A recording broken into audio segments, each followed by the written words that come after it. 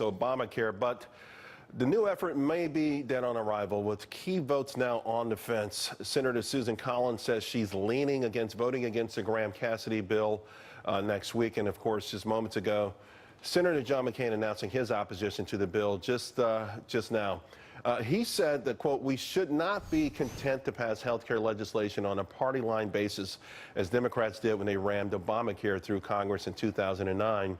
I cannot in good conscience vote for the Graham-Cassidy proposal.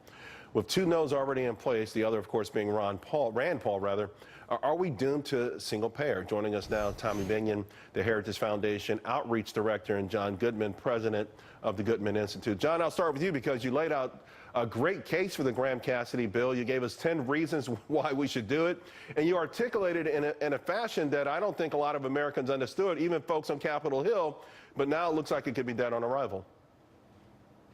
Well, Republicans would do better if they would talk about how their plan is going to benefit ordinary people instead of how much money is going to each state. It's a good plan. It'll get more people insured. It'll make the market much better. And we shouldn't give up. We need 2 more votes, and they should do everything they can to get those 2 votes.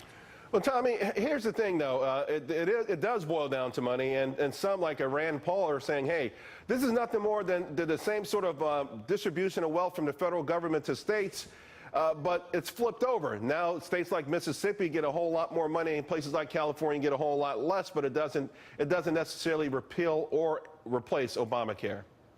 Well, that's right. But what will happen is each state will have their own chance to set up a market-based solution to try and get more people insured for cheaper prices. We're going to have perhaps a different solution in each of the 50 states. It's going to be a laboratory of different ways to go about this. And in the end, Americans are going to benefit from all of those different options. The bill needs to restrict states from being able to put people on Medicaid and being able to set single payer.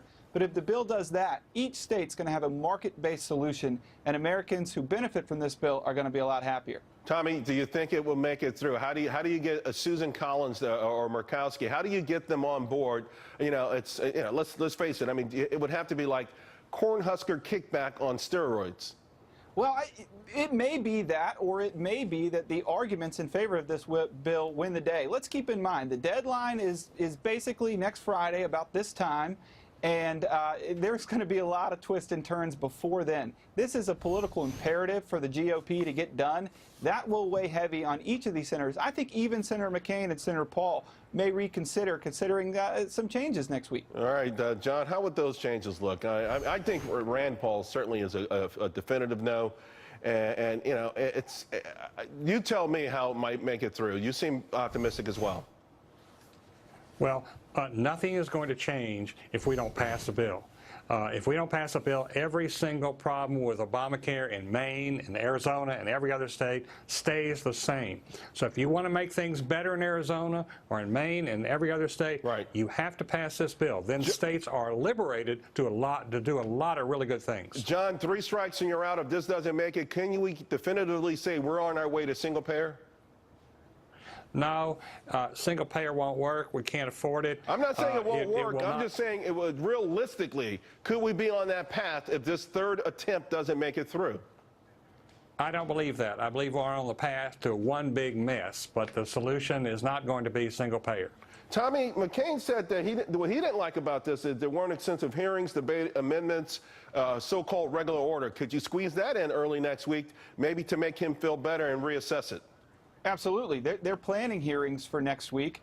And I think this issue, Obamacare, has gotten plenty of scrutiny in the United States Congress and the United States Senate over the last 7 years.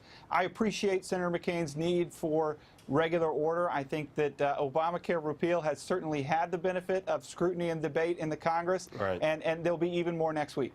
Gentlemen, thank you, and thank you for your optimism. We appreciate it. Thanks a lot. Meantime, President Trump campaigning for Luther Strange as Sarah